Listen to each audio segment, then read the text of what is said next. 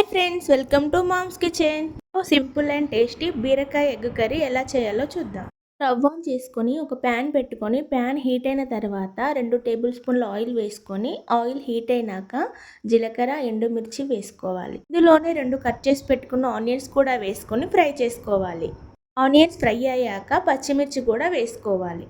ఇందులో కొద్దిగా కరివేపాకు, చిన్న చిన్న ముక్కలుగా కట్ చేసుకున్న అల్లం, కొద్దిగా పసుపు వేసుకొని కలుపుకోవాలి.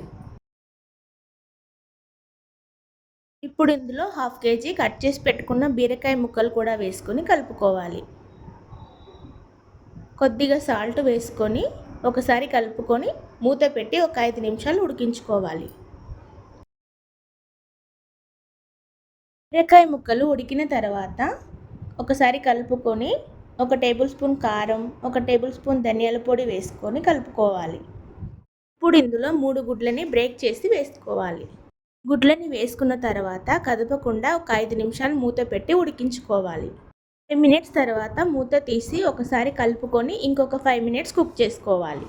ఇందులో కొద్దిగా గరం మసాలా, కొత్తిమీర వేసుకొని స్టవ్ ఆఫ్ చేసుకోవడమే. ఎంతో టేస్టీ బీరకాయ ఎగ్ కర్రీ రెడీ. రైస్లోకి, చపాతీలోకి చాలా బాగుంటుంది. బీరకాయ రెగ్యులర్గా తినని వాళ్ళు కూడా ఇలా చేసి పెడితే చాలా ఇష్టంగా తింటారు. ఈ వీడియో కనుక మీకు నచ్చినట్లయితే do like, share and subscribe to mom's kitchen. Thanks for watching.